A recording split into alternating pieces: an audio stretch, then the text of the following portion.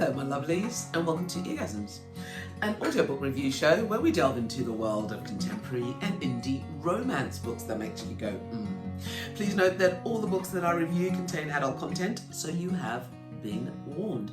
With that said, here we go.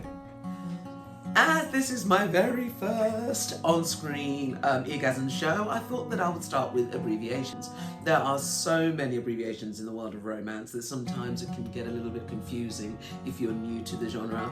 And if you're an old hat like me, you can skip over this one. But it's just to help those that are a little bit confused by what some of the words mean, just to traverse their way. Alpha, a love interest that takes charge, hero or heroine in their world situation. Alpha hole. Alpha hole is an alpha hero that crosses over into toxic masculinity. An autobiography, an author or narrator's work that you really enjoy, that you love. You don't have to read the blurb, and you just automatically download, one-click it. ARC or ALC, Advanced Reader's Copy. Beta, a love interest that does not need to dominate their partner. Beta reader, early readers who give feedback to the author on the unpublished work. The big miss. It's a dramatic conflict in the book where even something like a simple conversation could sort this out, but it is at that point, the crucial point, when the big miss hits. Binge. It's exactly what it sounds like, but in book form. A book binge is reading everything you can in a particular genre, author, and getting through it in a really fast space of time. Just trying to gobble up everything that you can, and I'm really guilty of this, and sometimes I can't help myself. You just have to get it done, but you just have to know what goes on. That's a book binge. The black moment is the point of the book where everything goes wrong, you know, everything's fallen by the wayside, and it's just heartbreaking.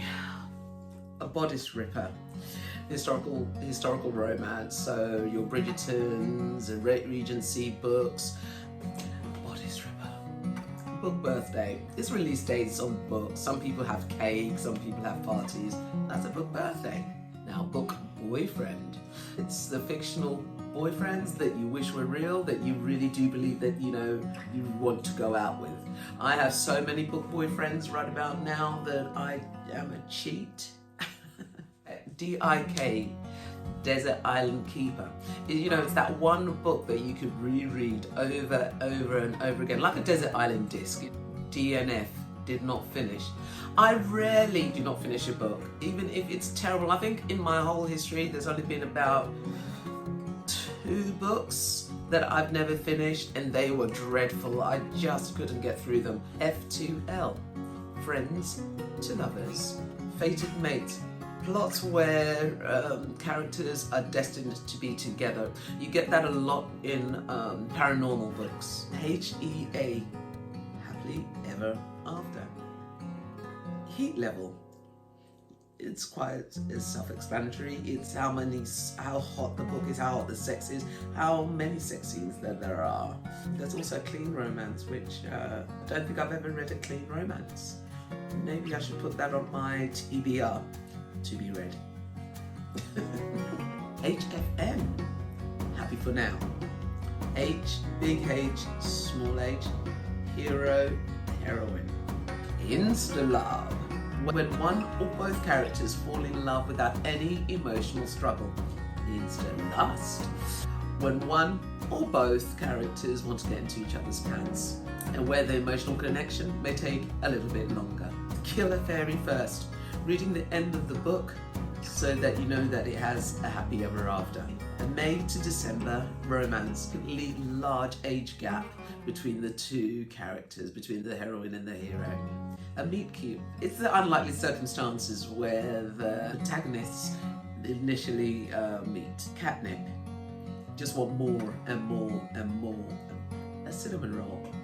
A hero who is possibly too sweet and too good for this world.